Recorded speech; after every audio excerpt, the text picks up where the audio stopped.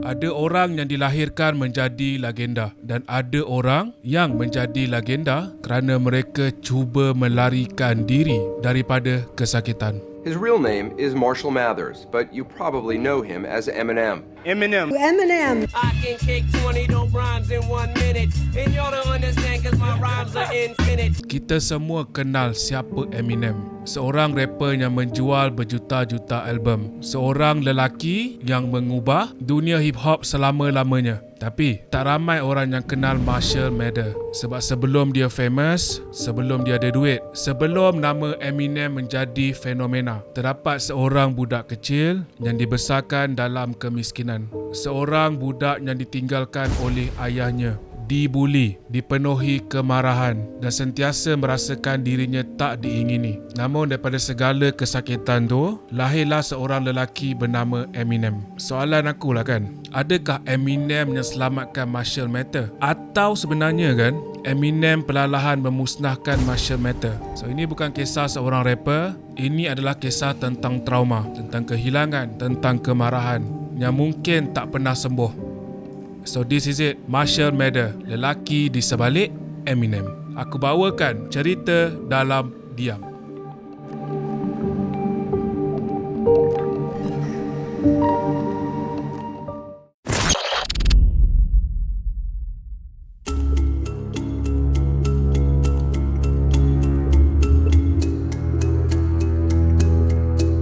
Oktober 1972 di St. Joseph, Missouri, lahirlah seorang bayi lelaki bernama Marshall Bruce Mathers III. Tak ada siapa yang tahu budak kecil ni suatu hari nanti akan mengubah dunia hip-hop. Tapi apa yang aku nak bawakan, kehidupan dia ni tak bermula dengan keindahan.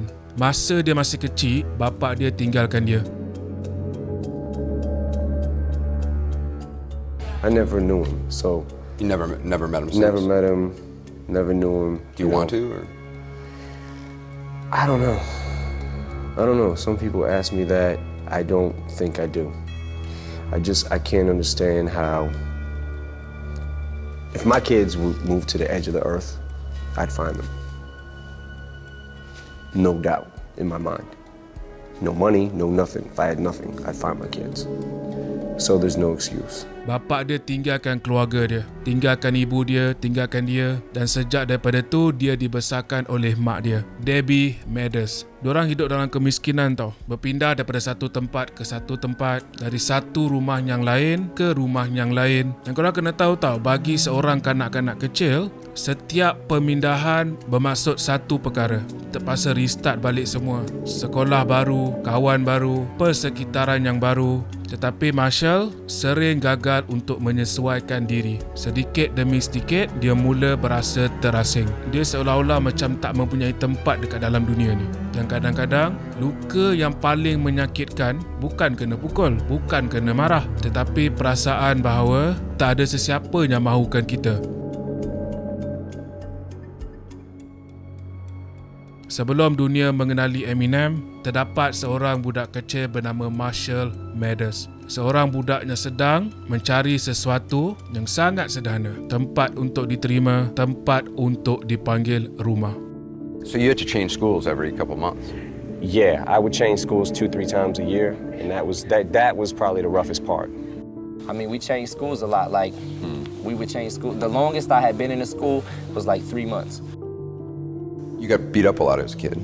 Yeah, there was a lot of instances that I would You got beat up coming home from school.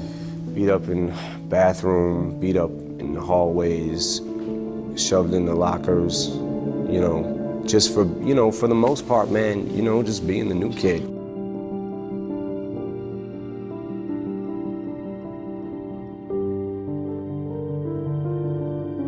Bagi sesetengah orang, kemarahan datang secara semula jadi. Tetapi bagi sesetengah yang lain, mereka diajar untuk marah. Dan bagi Marshall Mathers, dunia sedang mengajarnya satu perkara, bahawa dunia boleh menjadi tempat yang kejam. Disebabkan sering berpindah randah, Marshall sentiasa menjadi budak baru di sekolah. Dan kita semua tahu, menjadi budak baru tak selalunya mudah. Dia sering menjadi sasaran ejekan. diejek, dipermalukan, dibuli hanya kerana dia berbeza. Ada yang cakap Marshall ni masa dia kecil, dia badan dia sangat kecil tau. So dia senang sangat kena buli. Dia dibuli hanya kerana dia berbeza. Tetapi lama kelamaan, buli tu jadi makin teruk. Bukan sekadar cakap-cakap je. Percakapan juga adalah satu buli. Bukan hanya kena buli melalui percakapan, tetapi dengan kekerasan. Marshall pernah dipukul oleh pelajar lain sehingga mengalami kecederaan serius. Ada beberapa report cakap salah satu insiden yang dia kena buli tu menyebabkan dia masuk ke hospital. One day he came in the bathroom while I was pissing and had me in the position to beat me into submission. He banged my head against the urinal till he broke my nose, soaked my clothes in blood, grabbed me and choked my throat. I tried to plead and tell him we shouldn't be, but he just wouldn't leave. He kept choking me and I couldn't breathe. He looked at me and said, "You gonna die, honky." Cuba bayangkan, menjadi seorang budak kecil yang setiap hari pergi ke sekolah untuk belajar. Tapi bukan belajar macam mana kita belajar. Belajar untuk bertahan. Belajar untuk memastikan diri dia tak menjadi mangsa yang seterusnya. Dan apabila perkara itu berlaku berulang kali, sesuatu mula berubah dalam diri seseorang. Marshall mula menyimpan kemarahan. Kemarahan terhadap orang lain. Kemarahan terhadap kehidupannya. Mungkin juga kemarahan terhadap dunia itu sendiri. Sebab apa tahu? Sebab bila seseorang tu dah lama menjadi lemah, diorang mesti akan mula berjanji pada diri sendiri tahu. Suatu hari nanti tak akan ada orang yang sakitkan aku lagi. Tetapi masalah luka emosi ni, ia takkan hilang biasanya. Dia cuma sembunyi je, menunggu masa untuk muncul semula. Dan tanpa disedari, segala penghinaan, kesunyian dan penderitaan yang dialami Marshall masa dia kecil sedang membentuk sesuatu. Sesuatu yang gelap, sesuatu yang lebih marah, sesuatu yang suatu hari nanti akan dikenali dunia sebagai Slim Shady. Kerana kadang-kadang orang yang kelihatan paling marah sebenarnya adalah orang yang paling terluka. Tapi setiap manusia mencari cara untuk melarikan diri daripada kesakitan yang dia lalui. Ada yang memilih alkohol, ada yang memilih keganasan. Dan bagi Marshall Mathers, dia menemui sesuatu yang lain.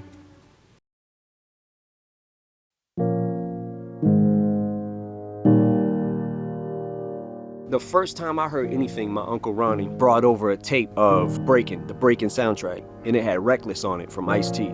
Once upon a time, a DJ's task. Yeah, my Uncle Ronnie started liking rap before I did, and then he kind of introduced me to it, and I love it.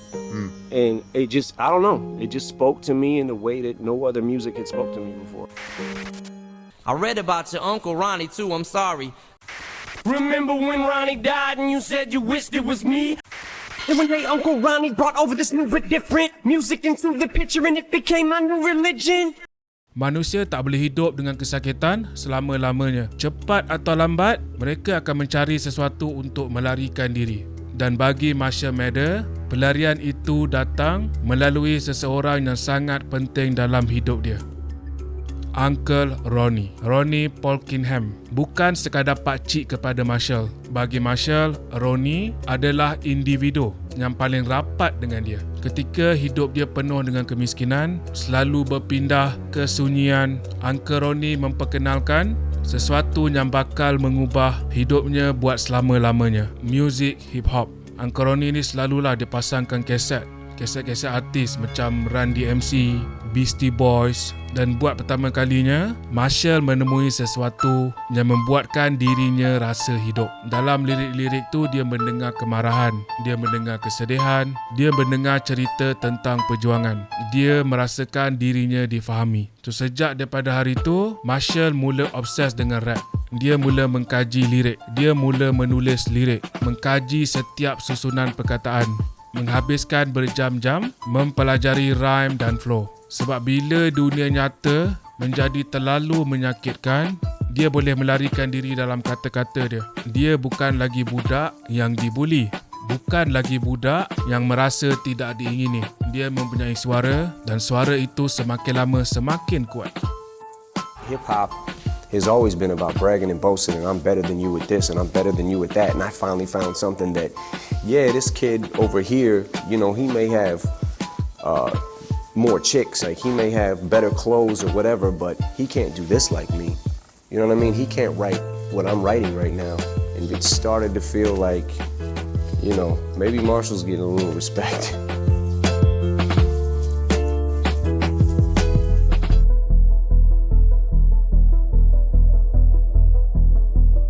Tapi semakin Marshall tenggelam dalam dunia rap, semakin dia mula menyedari satu perkara. Marshall Mathers bukanlah seorang yang ditakuti. Dia hanyalah seorang budak miskin dari Detroit. Seorang lelaki yang membesar dengan trauma, kemarahan dan rasa tidak diterima. Tetapi di atas pentas, dia boleh menjadi seseorang yang lain. Ha ha ha ha, I bust it. Ha ha ha ha ha. 1, 2, ha ha ha ha. Alright, look. I'm gonna tell you this for your own benefit. You shit was dope as hell, especially when you wrote 90% of it. What you need to do is practice on your freestyle. When you come out missing like Snoop Dogg's police files. The type of lyrical talk that I'm spitting, be hit. You gonna swear to God this shit was written, but it wasn't. I kill a dozen rappers when I'm buzzing, guzzling, beat your ass like a jealous husband. Pada awalnya, Marshall menggunakan nama M&M. Diambil daripada singkatan namanya sendiri, Marshall Mathers. Lama kelamaan, nama itu berubah menjadi Eminem. Dan bersama nama baru tu, lahirlah satu identiti yang baru. Before you ain't about shit. This whole battle was mismatched like your outfit. Try to battle me and get your mouth split. You sold out like Ticketmaster outlet. Ha ha, I bust and I cross. Tapi tu masih tak cukup. Sebab deep down, jauh dalam fikiran dia, masih terdapat banyak kemarahan yang belum dilepaskan. Masih terdapat luka yang belum sembuh. Masih terdapat suara-suara gelap yang selama ini dipendam. You ain't got no style, especially not delivery. Not to brag, I don't mean to boast. Look, my face is pale, but you look like you seen a ghost.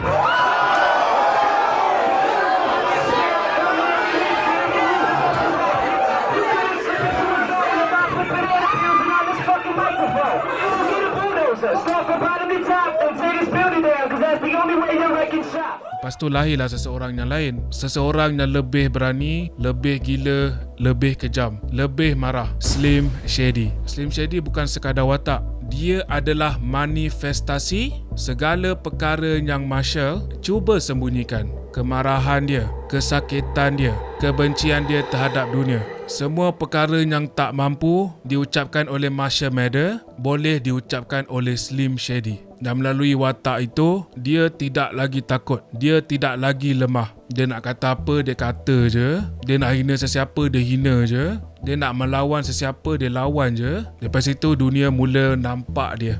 Tapi perhatian tu datang bersama dengan kontroversi. Lirik-lirik dia menjadi semakin agresif, semakin gelap, semakin mengejutkan ramai orang. Ada yang menganggap dia genius, ada yang menganggap dia bahaya. Tapi satu perkara tidak dapat dinafikan, dunia dah mula bercakap tentang Eminem. Tapi ketika tu kan, tak ada siapa tahu bahawa di sebalik semua kemarahan tu sebenarnya terdapat seorang lelaki yang masih terluka. Pada tahun 1997, hidupnya berubah buat selama-lamanya. Sebuah EP berjudul Real Slim Shady akhirnya sampai ke tangan seorang legenda hip hop, Dr. Dre. Dr. Dre melihat sesuatu yang lain. Rap adalah black music dan tiba-tiba Eminem ni datang. Tapi the best thing about Dr. Dre, dia tak lihat color kulit. Dia melihat pada bakat Eminem, kejujuran dia dan kesakitan yang Eminem lalui. Working with him is crazy. He never lets me hear what he's going to say until he gets on the mic. Really though? Yeah. He made my eyebrows go up a couple of times. You know what I mean? Mind you, and I wasn't even next to y'all. I'm like, man. What did you say about your mother, man? Yeah, you know what I mean? Yeah, like man. Tak lama kemudian, mereka mula bekerjasama. It's my he's my friend. He's really my friend. He's pretending, but that's my friend, Dr. Dre. How's he doing as a director? Horrible, but he's still my friend. Dan dunia yang sebelum ni tak kenal Marshall Mathers, tiba-tiba kenal nama Eminem. Album dia meletup, album ni meletup, album ni meletup. Setiap lagu dia menjadi fenomena. Bayangkan daripada seorang lelaki yang miskin, daripada seorang lelaki yang membesar dalam kemiskinan, dia sekarang dah menjadi salah seorang nama yang terbesar dalam muzik. Ia nampak macam satu kejayaan. Tapi soalan dia, adakah Marshall Mathers ni akhirnya menemui kebahagiaan? Atau sebenarnya dia cuma mencipta satu topeng yang kuat sampai dunia mula melupakan siapa diri dia yang sebenar. Sebab mungkin Eminem tak dicipta untuk menjadi terkenal. Mungkin dia dicipta untuk melindungi seorang budak kecil bernama Marshall Mathers.